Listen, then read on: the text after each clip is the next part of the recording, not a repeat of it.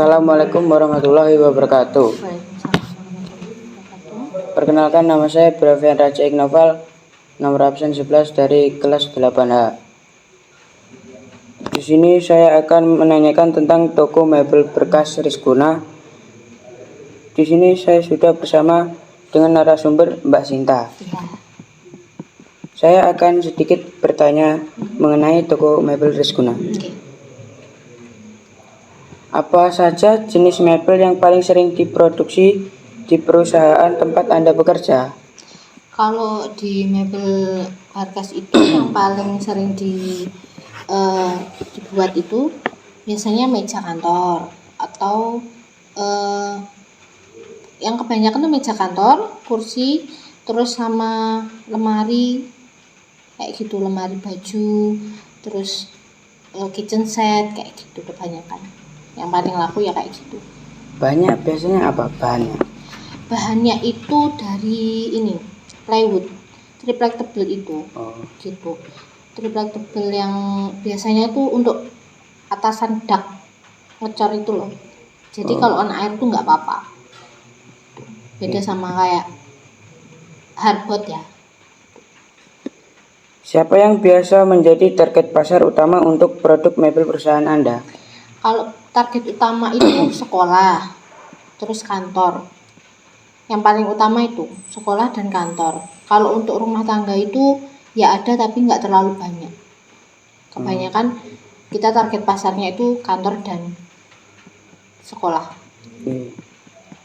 Kapan perusahaan Anda biasanya mengalami peningkatan permintaan produksi?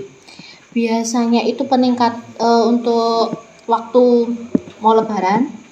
Lebaran itu biasanya banyak untuk pesanan-pesanan itu. Terus waktu tahun ajaran baru itu yang paling banyak peningkatannya. Di mana sumber utama bahan baku untuk pembuatan mebel diperoleh? Kalau untuk bahan bakunya saya sendiri dari Jakarta langsung. Gitu.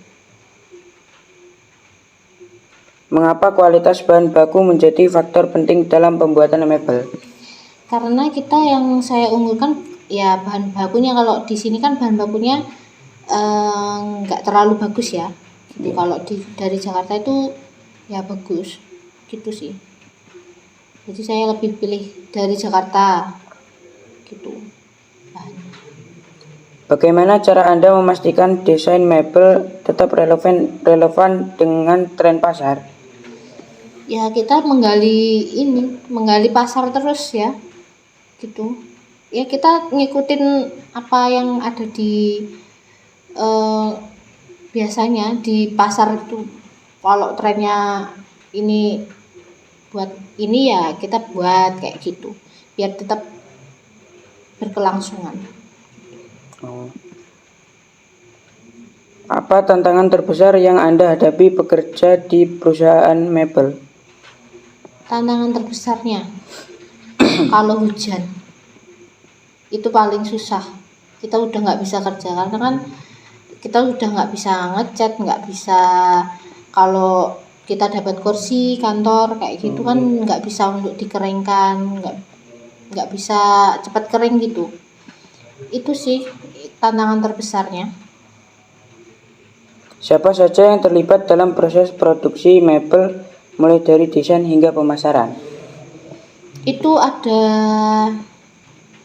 pakemnya sendiri-sendiri. Itu kalau di bagian produksi juga ada bagian cat. Untuk yang bagian cat ada, untuk bagian bersih ada. Kalau di bagian toko ya bagian penjualannya sama sosmednya. Itu yang paling penting sih. Itu. Sama tukang. Yang paling penting itu tukang. Kan kita kan tidak barangnya kan tidak bekas semua. Kita juga bikin gitu. Mengapa menurut Anda industri mebel penting bagi perekonomian lokal atau nasional? Ya karena gimana ya? Kalau mebel itu kan pasti orang beli ya. Gitu. Apalagi kalau kantor ya.